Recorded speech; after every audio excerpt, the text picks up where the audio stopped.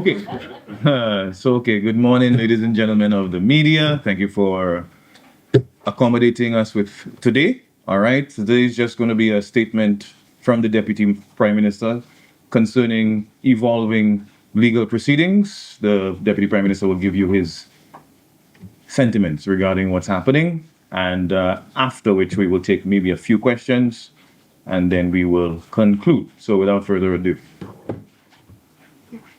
Thank you very much, Riani. Fresh off Alan Chastain's humiliating loss at the CCJ, the UWP is up to its old tricks and is once again trying to take St. Lucians for fools. We have another false allegation, another waste of precious time and resources in our judicial system, another attempt to damage our nation for selfish goals. Let's look at the facts. Video evidence shows nothing like what has been alleged. I did not push anyone out of the Parliament building. Upon request, I attended an interview with Inspector George Clark at the Criminal Investigation Department. I knew Inspector Clark from an earlier encounter in 2021, to which I will return. His opening remarks to me betrayed that he had made up his mind on the allegation, so much so that one, he started by stating to me that he had reason to believe I had committed an assault, and two, that he had arranged an identification procedure, even before having any conversation with me, with Miss Charles to identify me. Notwithstanding my objections, Inspector Clark explained that he was following procedures and would be preparing a file for onward submission for a decision to be made on any action to be taken. An interview was conducted. The complainant identified me as the person who pushed her out of the Parliament building. Let us return to the officer who investigated and charged me. He is none other than Inspector Clark, who it is alleged to be a known UWP operative. My first encounter with him was in 2021 elections, when he tried to stop an SLP meeting in Ancillary, and I stood up to him. I accused him then of being a UWP operative. I'm reliably informed that he once took bets that I would lose my seat in the last general elections. Curiously, only days before he charged me, the same investigating officer was in a public place and embroiled in a heated argument with others about me. He may not have known that these individuals knew me very well, or probably he could not care less. It would be interesting when he appears in court for the inspector to answer a few questions. Who did he forward the case file to? The commissioner? The DPP? And if the DPP, did he forward it through the office of the commissioner? Did he forward the file to any senior officer who advised him to press charges? If not, what was the response given to him by any senior officer that he consulted? Or was he on a frolic of his own? As it relates to Eldridge Charles, the alleged complainant, I have said before to you, the media, that if she had indicated that she felt offended by my words or actions, whatever they were, I would have easily apologized. I have always enjoyed a cordial rapport with Eldridge and had no reason to believe that she would have issues with my interaction with her. She never once complained to me of any hurt, in any form, to herself. Yet with the known sentiment that elections are near, she makes a criminal complaint that I pushed her out of the Parliament building. But tell me, how many people do you know call Newspin to first engage in political commentary, then announce they had received a summons for a court case? Please tell me. How many people make media rounds to announce and or attempt to try the court their case in the court of public opinion. If my actions were so wrong and she was offended by what she claimed happened and wanted redress, why not reach out to me? Why not pursue a civil case so she can get compensation? Why pursue a criminal case? Simply put, this is a political matter with a political purpose. There are so many cases that the police are investigating and yet to charge anyone. But in this case, in less than 2 months, Inspector Clark has completed all his investigations, charged, and even gotten a court date. It is sad when the public expects the police to focus on serious matters affecting St. Lucians and not waste time and resources on unfounded and politically motivated allegations. These resources would be far better spent addressing serious crimes and improving public safety for all St. Lucians. Every hour spent chasing this baseless political drama is an hour not spent serving St. Lucians. Be that as it may, I am satisfied that from the beginning of this matter, there has been no political interference or intimidation in the proceedings from my side. We are proud of the relationship this government has with law enforcement in St. Lucia, and we believe that no one is above the law.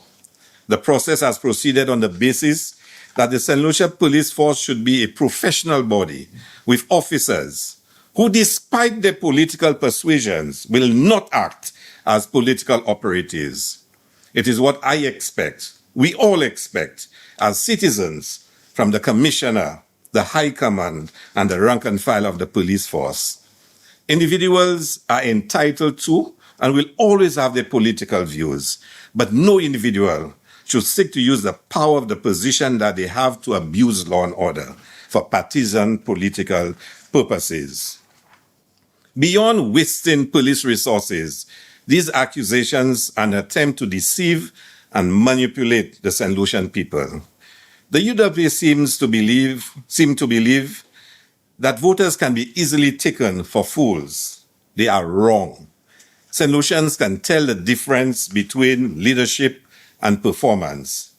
These reckless actions are a fickle attempt to distract from the real challenges St. Lucia faces, from the progress that we've made from economic recovery and job creation to ensuring safety for communities and improving public services, and more so, from the inability of the opposition to present themselves as a viable option for leadership. We will not be dragged into theatrics. This government remains focused on delivering for the people, lowering costs, improving services, and creating opportunities, while others waste time on political theater and misinformation. PR stunts won't lower prices or improve public services. It won't create jobs. It won't increase pensions. It won't improve healthcare or provide more scholarships. We are focused on doing our work, and we will let institutions do theirs.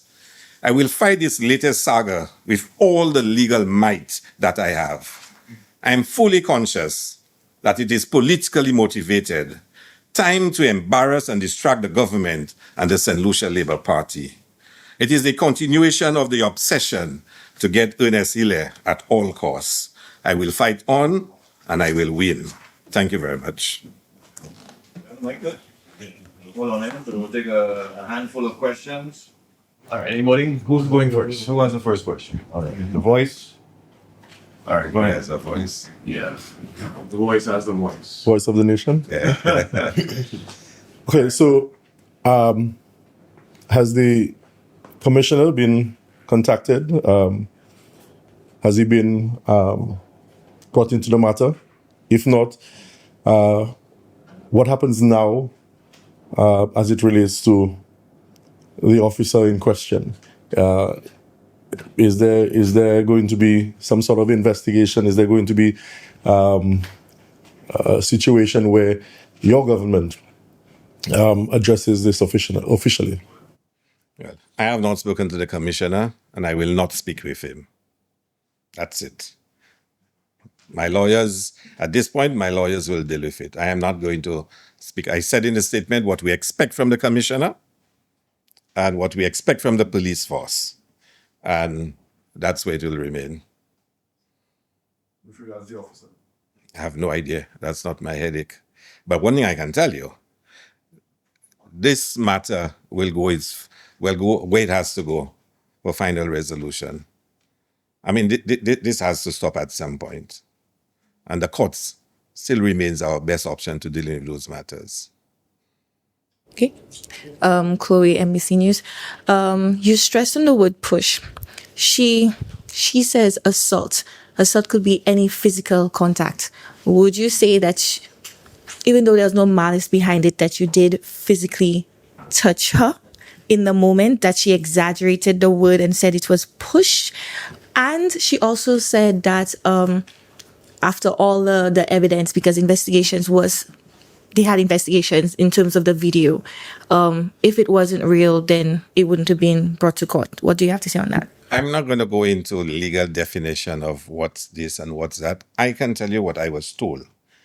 I was told a complaint was made by somebody that I pushed out of the Parliament's building. I am told during the identification procedure, she was asked, "Is this the gentleman who put his hand on the small of your back and pushed you out of the building?" She said, "Yes." That's all I know. I am not going to go in any legal definition, whether I touch her and whether touching is assault, whether speaking is assault. That's the lawyers who deal with that. I'm only speaking to what I know. She said I pushed her out of the building. She identified me as the individual who put my hand on her back and pushed her out of the building. She said it in front of me, in front of officers. She identified me as the person doing that. I know I never did that. And that's all I can focus on. Mr. Minister, from all your indication, it seems there is political interference within the police force, and you're concerned about this? I'm very concerned about this. I mean, and again, in my statement, it's very clear. Officers will have their political views and persuasions. Journalists have their political views and persuasions. Some of you I don't know, some of you I do know, you know. But the fact is, you don't expect persons to use or be guided by their political persuasions undertaking their work. You expect us to have professionalism, you know. And let me tell you, even this officer was on sick leave, you know. And then he leaves sick leave, from what I'm told, to come and investigate this case. Special case. And then I will ask you, the media, to go and do some research. Who is the police prosecutor in the court where the case was lodged? Go and find out. I'm not getting, I wouldn't say anymore. Go and find out. So, as a minister, you have deep concern about what's happening within the police force, because we've been hearing it. I have deep concerns where public officers, they act by political persuasion and not by professionalism. Is this another Peter Chico saga? Who's next? Yeah. This another Peter Chico saga, considering all what you went through?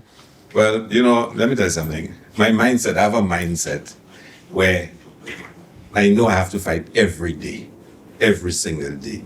So I wake up every morning to fight, you know, and I also know that I have to build, as a minister of this government, we focus on, you know, putting people first. So every morning I wake up, I'm excited by the work I have before me. But I'm always minded that every single day is a fight, a battle, because there are forces in this country that will stop at no limit to get back into power. And like one of the candidates said, this is a new breed of UWP. So you never know. Next one. Hi, Ms. Minister. At Monday's press briefing, you said that the attacks on you will continue when the CCJ case was over, and all of us were thinking, well, it's over. Do you consider this part of the vendetta against you? And I'm thinking, like, strategically, in terms of politics, how much does this have to do with the fact that you have been seen from the time you entered politics as a future leader of this party? That is it maybe like, is it a strategy, you know, like take out the next leader before he even becomes the next leader? Well, I don't even know why, you know, I have no idea. and maybe I'll be a different kind of leader in my disposition towards them. Maybe that.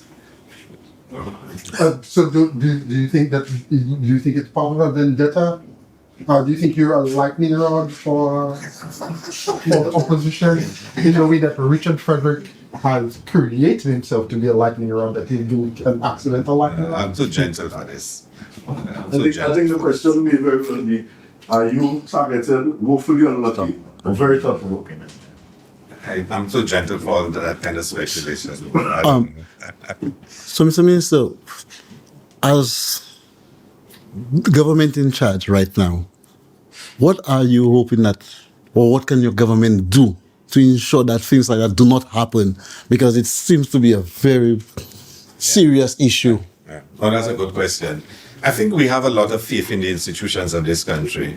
And some people might say we are a little too naive in our faith in the institutions of this country. I know that the government I'm part of would never want to interfere in an official process and try to, push it or interfere or redirect any investigation or not. That's not the government that I'm part of. And I know my Prime Minister. So we have faith in the institutions.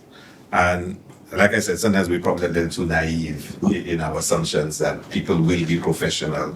I mean, only this morning you saw, a clip going around of, officers in a police vehicle, in police uniform, going and serve papers from an opposition candidate or someone who's been criticizing that candidate. And you really wonder the appropriateness of this. I'm not saying you should not take a side job to go and serve documents, but please don't go if a police pickup and if your police uniform on you. Come on. But you expect people to be professional. And you expect people to have their political persuasions. I have friends who are, UWP supporters. We argue, we talk, we drink. I was about to tell you the name of a friend of mine who is a noted contributor to Facebook, and he writes, prolific in his writings. I mean, I'm sure some journalists in there know him as well, especially when it comes to crime and such matters. Is he your constituent? No, he's not my constituent. He lives in Rosalie. But the point is, you take people, they have a right to have their political opinion, whatnot, but you don't expect when I go to his institution, he will treat me differently because you have different political persuasion. I don't expect the police, and the commissioner has to, directly to your question, the commissioner has to impose a discipline on the force that persons, think about it, citizens have to be worried about which officer come and attend to their cases of a particular political persuasion, And I mean, when you see the actions of the candidate of the UWP for Vivat North, for goodness sake, was a police officer, it really makes you wonder what sometimes going, what may be happening, in the institution. But we still have faith in the institutions, and we put in a lot of resources in the institution and other institutions because we want St. Lucia to be a country where you can have faith in the institutions of the state. We want that. And it probably doesn't exist now. And maybe some of us will pay the price for the growth and development of those institutions. But we need to have institutions where citizens are confident. When they're going to apply for a piece of land, they will not be treated a particular way, but the institutions will be professional, they will be objective, even if people have their political persuasions. And that's the kind of maturing democracy we want to have. So that's why it's important for me to fight those matters in court and to win. To fight it in court and to win. And maybe make a few people pay for abusing the system legally. So we'll just take three. Jason alone is two. Simple question. Don't you think, in the interest of the progress that the government has made on a wide variety of issues, that maybe it's time to play dirty and not to do this Michelle Obama thing where when they go low, we go high. Maybe it's time to, kick somebody in the knee, and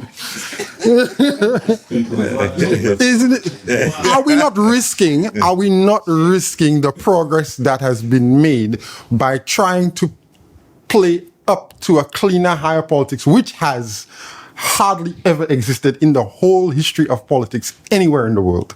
But I still feel you have to have faith in the future. You have to have faith in building a country where there's meritocracy, there's fairness, there's objectivity. It doesn't mean there will not be rogue elements. But you have to feel a certain level of faith in the country. If you're driving down the road, an officer will not just stop you because he happen to know it was supporting that. You don't want to have a country like this. You want to know when your children apply. One thing I'm really proud of this government. You see, when we decide like who gets scholarships and who gets things like that, nobody does. Which party they supported, which thing like that. We don't do those things. There's a scoring system that comes through, whatnot, and candidates are recommended, whatnot. And you know why I'm proud of this? Because as a student, I suffered from that. I left the A-level college. I spent about, those of you know my story. Years I could not get, not even economic course in this country because I was an activist in the National Youth Council. I don't know if you remember the history of the National Youth Council. I had to go to K-Ville on my own, virtually part-time. You understand? They would do any and everything to deny me getting a university education because I was seen as an anti-government, operative, a youth leader. And I promised myself I must never do that to any young person in this country. Never. And I have opened myself to help young persons, whatever their backgrounds. And you willing to pay the price of that? Because I believe at the end of the day, if you don't do that, you will lose the soul of the nation and we'll all pay a price. So it's better you take the chance and fight for it. And I've always, what motivates me in life is fighting for causes. Okay, I think I can fight a bit. So I'll fight. Yeah. So, Mr. Minister, can you just tell us the process? How will you charge? When you will charge and will court dates? My lawyer called me and told me that he had a copy of a summons for me to appear in court on December 4th. From the legal advice I've been given, December 4th will be case management when they discuss how the case moves forward. I have left it up to my lawyer and other lawyers who will be there to support me to manage the process moving forward. I'm not getting involved. I'm leaving it to the lawyers. Let me tell you, I know what I know. My lawyers have seen the tape, and even the public has seen the tape, that if someone made a complaint that I pushed her out of the building and she identified me as the person who pushed her out of the building, then the lawyers deal with it. I will deal with the politics of it, but the lawyers will deal with all the legal matters. So I can't tell you what. I can't tell you no legal strategy. I can't tell you, any motions will be filed. All I was told by my lawyer is that they received a copy of a summons. I have not even seen it myself, but my lawyer did call me and tell me he had received it. But let me tell you how this whole thing is. For example, when I was first told by, my attaché, it was that I had to attend an interview at the police, headquarters on this matter.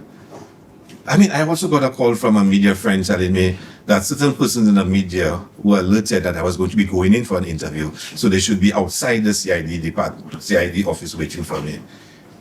And I was like, before I even know I had to do an interview, somebody had already called certain persons in the media and told them that I was going to be appearing here, so like for the media to come there and create a big spectacle about it. And I said to my lawyer, well, I'm not going to be part of that if they want to interview me. I will go. I have nothing to hide, but I'm not going to be part of a spectacle. So they need to handle this thing properly. At the end of the day, I went and there was, I think the media, those of you who were alerted, showed, some, I don't know, judgment, not to whatever, or discretion. But it just tells you that the individual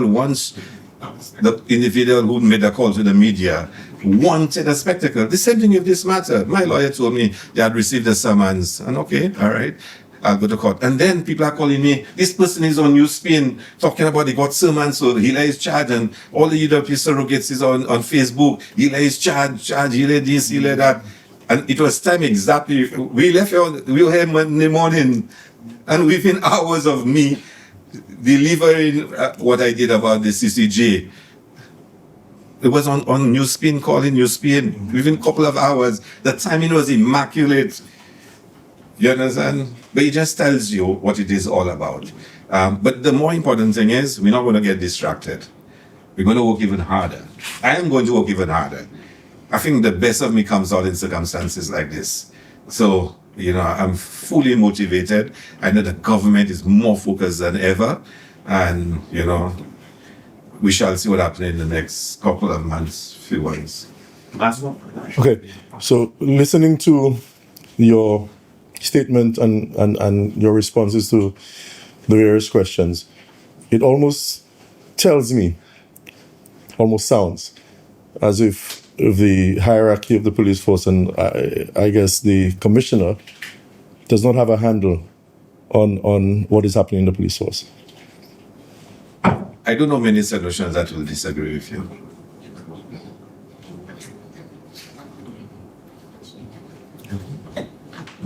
Okay. Thank you very much. I think the minister has Thank you said very much. more than Thanks for enough. coming. That concludes it.